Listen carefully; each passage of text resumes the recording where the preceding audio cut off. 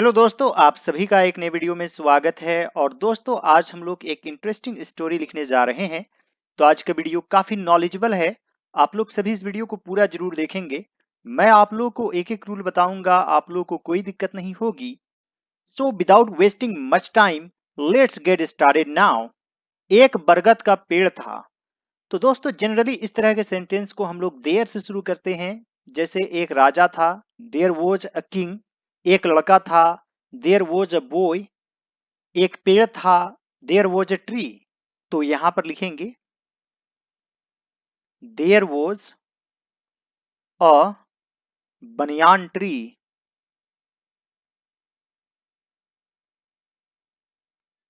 There was a banyan tree. उस पेड़ पर दो कौवे पति पत्नी रहते थे। तो यहां पर आप लिख सकते हैं two crows, husband and wife,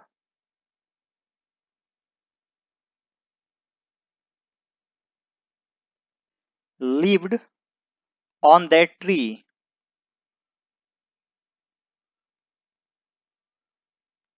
to crows husband and wife lived on that tree.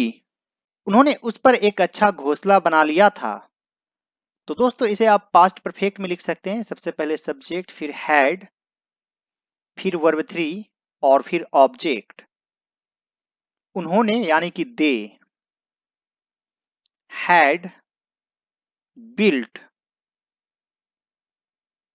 एक अच्छा घोंसला, अ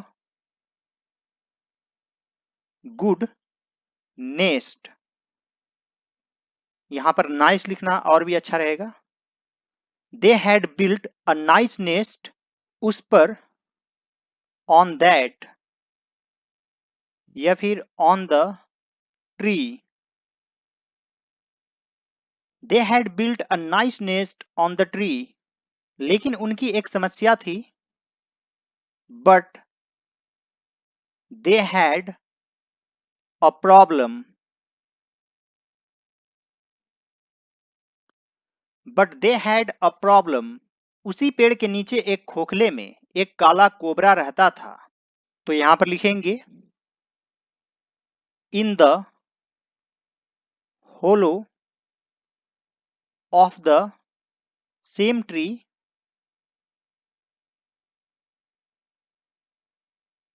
एक काला कोबरा रहता था। A black cobra lived. दोस्तों, एक सेंटेंस को आप अलग अलग तरीके से लिख सकते हैं। आप देयर से भी शुरू कर सकते हैं। There lived a black cobra in a hollow of the tree. जब भी मादा कौवा अपने अंडे सेती थी, काला कोबरा पेड़ पर चढ़ जाता था और नवजात शिशुओं को खा जाता था। तो दोस्तों, जब भी मादा कौवा अपने अंडे सेती थी, यह सब ऑर्डिनेट क्लॉज है। इसे आप बाद में भी लिख सकते हैं, पहले भी लिख सकते हैं। व्हेन एवर से आप शुरू कर सकते हैं, जब भी।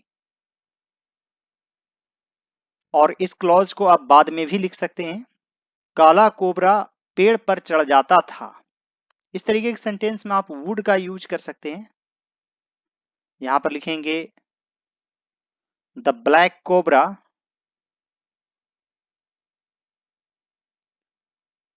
Would climb up the tree और नवजात शिशुओं को खा जाता था। And eat the newborns whenever the female crow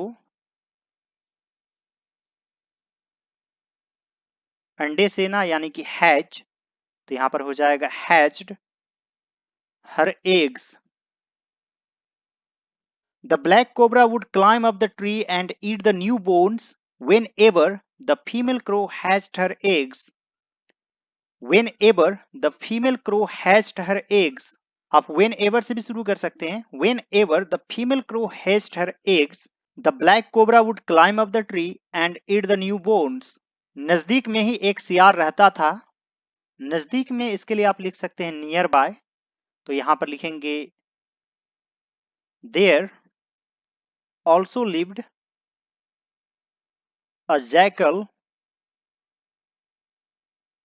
नजदीक में, nearby. There also lived a jackal nearby.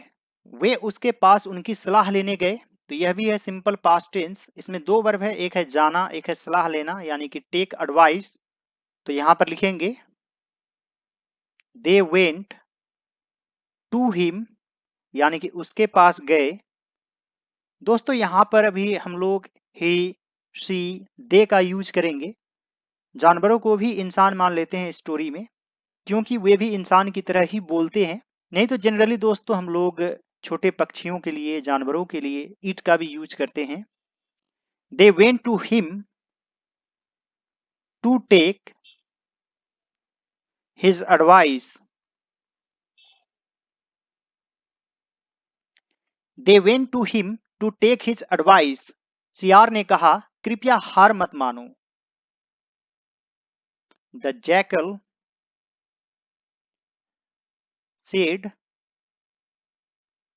Please don't give up. The jackal said, please don't give up. बुद्धि के उपयोग से शक्तिशाली दुश्मनों को भी पराजित किया जा सकता है। तो यहां पर है को भी, इसके लिए लिखेंगे इवन। इवन का अर्थ होता है यहां तक की, यहां तक कि दुश्मनों को भी पराजित किया जा सकता है। Even powerful enemies can be defeated. हराया जा सकता है या पराजित किया जा सकता है, पैसिव वॉइस में है। जैसे यह तोड़ा जा सकता है, इट कैन बी ब्रोकन, यानी कि कैन बी प्लस वर्ब 3। बुद्धि के उपयोग से, with the use of wit. The jackal said, please don't give up, even powerful enemies can be defeated with the use of wit. आप यहां पर wisdom भी लिख सकते हैं, with the use of wisdom. कौवे ने कहा, हे मित्र, कृपया हमें बताएं कि हम दुष्ट कोबरा को कैसे हरा सकते हैं। तो यहां पर लिखेंगे the crow said, O friend, कृपया हमें बताएं, प्लीज टेल अस, हम दुष्ट कोबरा को कैसे हरा सकते हैं। हाउ वी कैन डिस्ट्रॉय, यानी नष्ट कर सकते हैं, या डिफीट दुष्ट cobra, the wicked cobra. The crow said, O friend, please tell us how we can destroy the wicked cobra. दोस्तों यहां पर लिखेंगे how we can, how can we नहीं लिखेंगे, क्योंकि यह एक और क्लॉज से जुड़ा हुआ है। अकेले रहता तो हाउ कैन लिखते। The crow said, O friend, please tell us how we can destroy the wicked cobra. सियार ने उन्हें एक योजना बताई। तुम एक ऐसे लापरवाह अमीर व्यक्ति के पास जाओ जिसके आसपास मूल्यवान वस्तु पड़ी हो। The jackal told them a plan. तुम एक ऐसे लापरवाह व्यक्ति के पास जाओ। Fly to such a careless person, यानी कि उड़कर ही जाएगा, इसलिए आप यहां पर फ्लाई यूज कर सकते हैं। Fly to such a careless person, जिसके आसपास, अराउंड हुम, मूल्यवान वस्तु पड़ी हो, एक्सपेंसिव थिंग्स आर लाइंग। आप यहां पर वैल्यूएबल्स भी यूज कर सकते हैं। Valuables are lying. The jackal told them a plan. Fly to such a careless person around whom expensive things are lying. यदि तुम ऐसा पाते हो तो इसे तब उठाओ जब नौकर तुम्हें देख रहे हो। यदि तुम ऐसा पाते हो, if you find so, pick it up when the servants are watching you.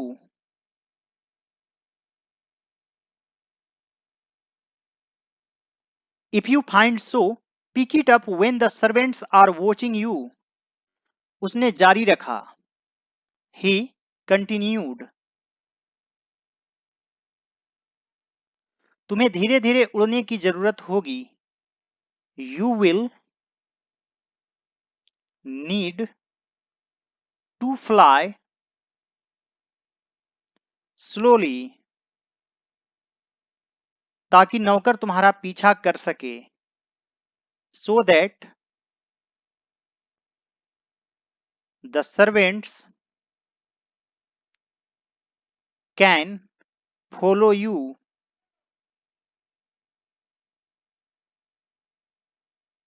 He continued, you will need to fly slowly so that the servants can follow you. वापस अपने पेड़ पर आओ और इसे पेड़ के खोखले में छोड़ दो जहां कोबरा रहता है। Come back to your tree and इसे पेड़ के खोखले में छोड़ दो यानी गिरा दो। Drop it in the hollow of the tree, जहां कोबरा रहता है। Where the cobra lives.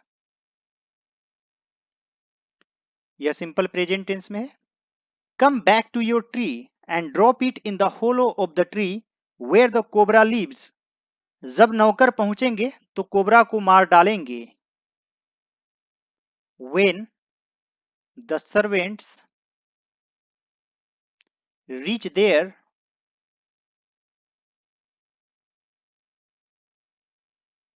they will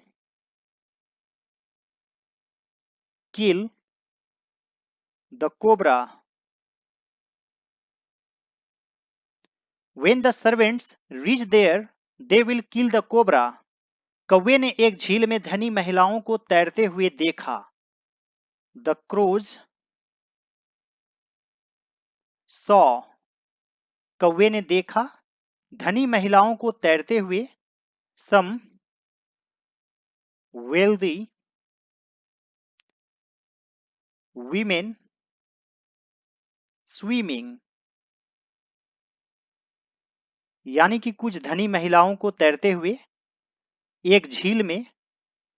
In a lake. The crows saw some wealthy women swimming in a lake. उन्होंने झील के किनारे सोने और मोतियों के हार छोड़े थे जिनकी रखवाली शाही नौकर करते थे। तो यहां पर लिखेंगे they had left gold and pearl necklaces.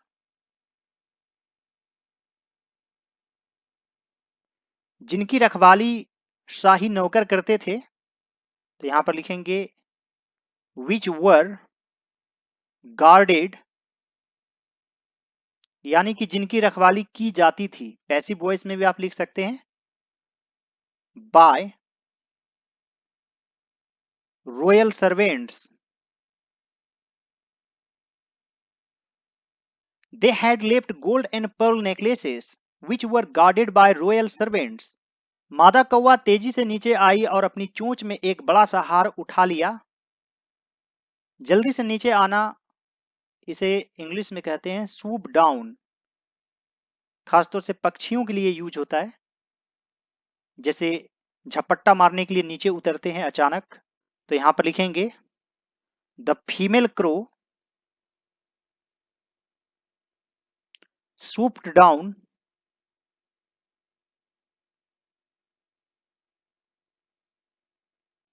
and picked up a big necklace। अपनी चोंच में in her beak। The female crow swooped down and picked up a big necklace in her beak। राजकीय सेवकों ने उसे देखा और उसका पीछा करने लगे। The royal servants saw her and started following her। The royal servants saw her and started following her। योजना के अनुसार उसने हार को खोखले के सामने गिरा दिया। योजना के अनुसार according to the plan she dropped यानी गिरा दिया the necklace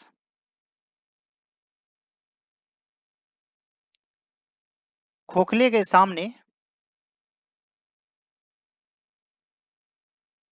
in front of the hollow। आप नियर का भी यूज कर सकते हैं, near the hollow। according to the plan she dropped the necklace in front of the hollow। जब राजकीय सेवक वहां पहुंचे तो काला नाग यह देखने के लिए निकला कि यह शोर किस चीज का है। जब राजकीय सेवक वहां पहुंचे, when the royal servants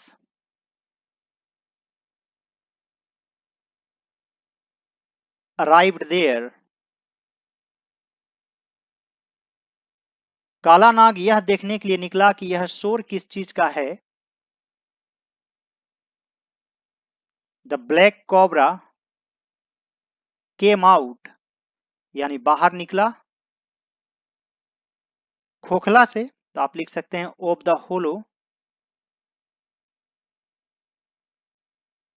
देखने के लिए to see what all the noise was about यानी कि किस बारे में है।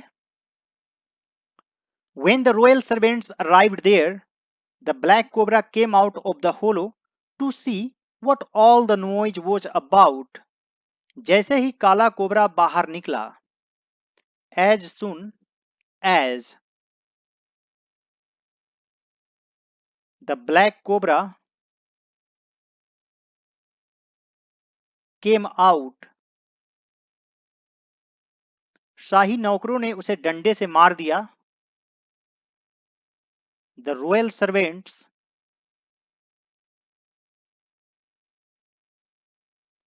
killed him